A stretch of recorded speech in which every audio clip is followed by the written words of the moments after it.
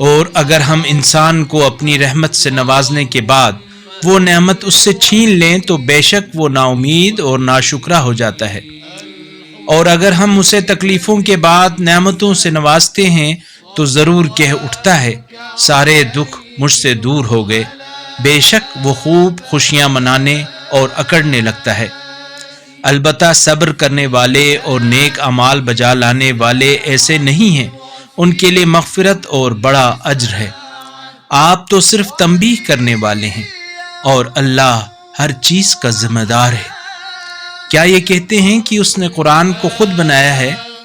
کہہ دیجئے اگر تم سچے ہو تو اس جیسی خود ساختہ 10 صورتیں بنا لاؤ اور اللہ کے سوا جس جس کو بلا سکتے ہو بلا لاؤ، پھر اگر وہ تمہاری مدد کو نہ پہنچیں تو جان لو کہ یہ اللہ کے علم سے نازل ہوا ہے، اور یہ کہ اللہ کے سوا کوئی معبود نہیں۔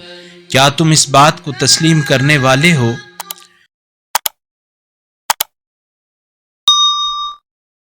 اللہ نور السماوات والارض، اللہ آسمانوں اور زمین کا نور ہے۔